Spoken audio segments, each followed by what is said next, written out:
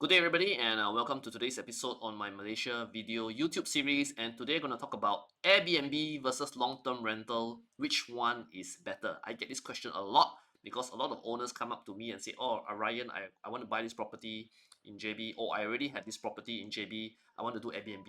Then the first question I ask them is, "Why you want to do Airbnb? Is there any particular reason you want to do Airbnb?"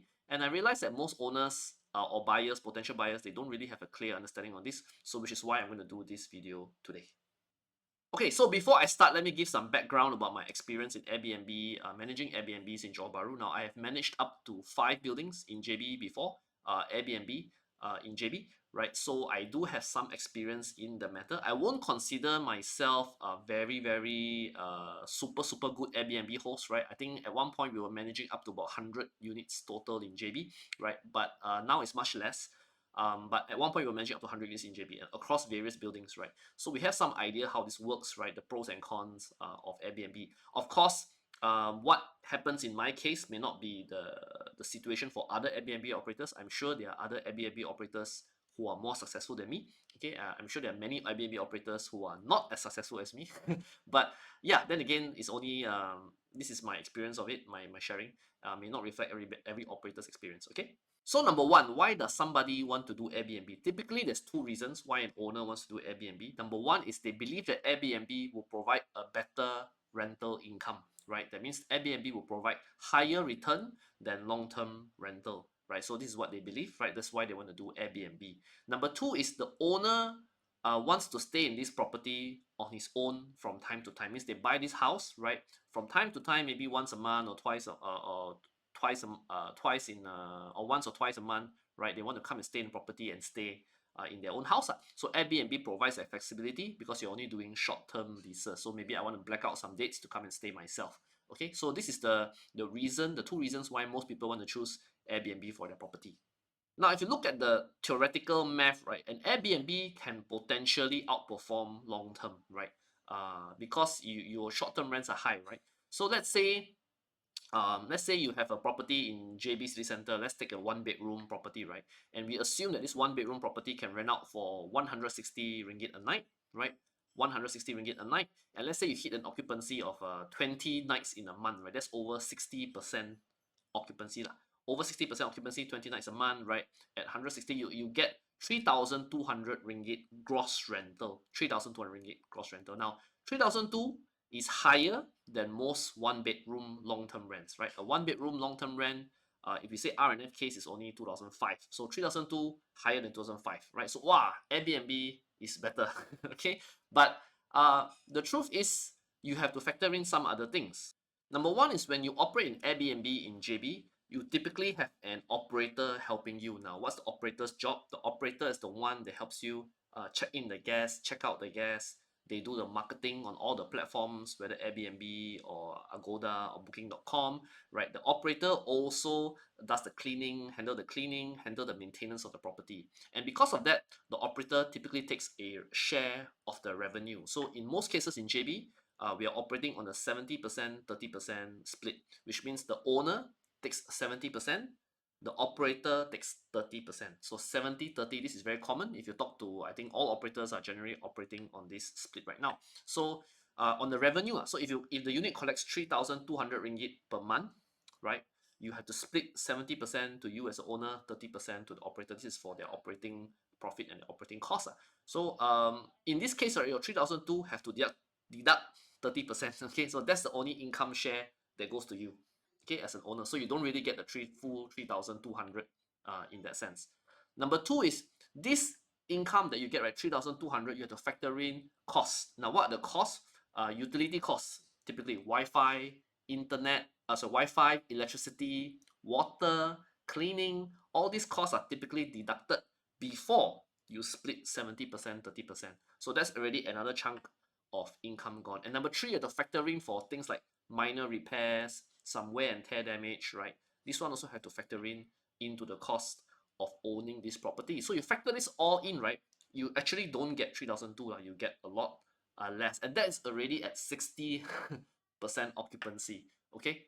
If you compare this to long-term rental, right, typically you only pay 1 month commission to the agent that finds a tenant. And then water, electricity, Wi-Fi, all these are borne by the tenant. It's not borne by you, right? So how much they use, how much they pay, and you have the security deposits on this, right? So in case the tenant don't pay, you got security deposits, right? And of course, minor repairs, right? Typically, most tenancy agreements have a clause that minor repairs are borne by the tenant. Only major repairs or structural issues are borne by the landlord. You see, so in that sense, long-term rents are a lot more favorable to you as the landlord versus Airbnb. So let's talk about occupancy, right? Now, is 60% occupancy normal, right? Just on my earlier example, I'm using 60% occupancy, right? Which is 20 days, 20 plus days a month, right? So it's 60% normal. Now, if you look at some sample calendars I'm pulling here from my actual Airbnb unit, right, in RNF Princess Cove, right? This is one of the units that we manage, right? And you will see that most calendars here are weekends are filled up, weekdays are not, right? So weekends only represent 8 8 days of the month, right? So you 8 out of 30 days you can generally fill up. Most operators are able to do this, right? Weekdays are generally where the challenge is. So once in a while you have some weekdays filled up, right? In some cases maybe you got 1 week here filled up, right? And some cases it can be very good, right? The whole month occupancy is good because you got tenant or guests that stay 2 weeks, 3 weeks, right? That is possible, right? And sometimes it can be very bad when nobody stay the weekdays. Sometimes weekends also cannot fill up. That is also possible. So it's very seasonal, and the income fluctuation is very high. Like December is the best month of the year. You should be making super good money in December. A lot of operators can hit minimum 60%. No 60% something wrong, right? And close, a lot of operators can hit 80, close to 100 sometimes of occupancy in December. Okay, but other months of the year, right, you will not get it so good, right? Normally June is a better month, September, March, because of the school holidays. November also usually is a better month, but other months can be weaker by far, right? So what I'm trying to say is when you do Airbnb, there's a lot of income fluctuation. You don't have a stable income, and if you are worried about that, you have to be prepared to stomach the fluctuations. That's what I'm trying to say. Then comes to the point about you want to stay your own unit, right? If you stay your own unit, again, most of the time you're going to stay a weekend, right? So if you come and stay on a weekend, you're going to eat into your own profits, because weekend is where people make money, So if you come and stay weekend, even once a month, right, you take out 2 days of your revenue every month, right? Just because you come and stay your own unit, unless you can stay a lot of weekdays, right? If you stay weekends, you will eat into your own income, lah. So let's do the math about when does Airbnb actually outperform long-term rental, right? As I mentioned earlier, there's now the three costs, right? Which is the 30% goes to the operator, pay water, electricity, internet, pay the minor repair costs, right? So at what point do you outperform long-term rental? And I'm going to use RNF Princess Cove here, right? Because this is a property that I'm very familiar, right? So RNF Princess Cove today, a studio or one bedroom, let's say rent for long-term lease, long-term 1 year lease, renting for 2,500 ringgit a month. So this is the benchmark that the Airbnb guy need to beat. Okay, he must beat this number, then only better do Airbnb, right? So if you take a look at most Airbnb listings, right, I'm going to show you how much prices around RN Princess Cove. You will see that most listings are hovering around 100 plus ringgit, like 110, 120 ringgit, to as high as 200 plus. You have some outlier here and there, 300 something. Maybe those are the bigger units, those are the 2 bedroom, 3 bedroom, bigger sizes. Okay, but you will see that most units are hovering between 100 to 200 or 200 plus a little bit. Even 200 plus a little bit is already 2 bedroom price. So the pricing is about there. Let's say I use 160 ringgit for a 1 bedroom. So you look at the math, based on 160 ringgit a night, this Airbnb unit must have 23 nights out of 30 days. 23 out of 30, I think, is that 70%? Maybe close to 70% or over 70% occupancy rate for it to beat the Airbnb, because you have a gross 30% minus out to the operator. So you minus out 30% for 23 nights, okay? Then only your gross income, your net income after 30%, right, is close to the long-term rent. And I haven't even factored in water, electricity, and Wi-Fi. I assume water, electricity, Wi-Fi is minimal, which you cannot, because Wi-Fi is already about 100 ringgit a month, right? And then water, electricity will be about 100 to 200 ringgit a month if you assume normal usage, right? So how it takes 23 nights, to hit this amount. So if I want to factor in water, electricity, I probably need to be closer to 25 nights a month. So 25 nights out of 30 days, which is almost full occupancy, then only I bid long-term rental. Do you see where I'm coming from today? Right. So wow, so challenging. Okay, so the Airbnb really need to be performing very strong every month for them just to match, right, the long-term rental rate. So the question is, are there Airbnbs out there which are outperforming long-term rental? Yes, I'm quite sure there is, right? I'm sure out there are some very nice Airbnb units, right, where they get very high occupancy or they can charge very high rate, right, so that they can have a good income lah. But how many Airbnbs are like this, right? I don't think there are that many, right? And the majority of Airbnb units performing like that? I don't think so. Well, they are probably underperforming the rental rate of long-term rentals right now. So if you're in a scenario where your property, right, is not very high quality, lah, means you don't have 5 star, 6 star kind of finishes or very unique design, right? And if your property is a mid low range property, right, not in the touristy location, right, and you're trying to fight on price, you try, oh, I want to do hotel, do 150 ringgit, I do 120 ringgit, right? If you're trying to fight on price, I think your Airbnb right now is not going to perform well, right? Because there are a lot of people that can fight on price. So my belief is that if your Airbnb, right, is fighting on price to not high quality Airbnb, you're going to have an issue.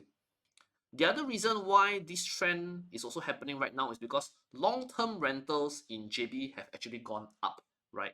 The rental rates in JB right now are very high, are higher, I think one of the highest in a long, long, long time, maybe the highest we are the records right now. So this is partially because Singapore rents are very high. So after the border reopened in 2022, a lot of tenants rush back to Malaysia to rent in Malaysia because it's cheaper than Singapore. So this helped push up the rental market in JB, and now rental market in JB is quite strong.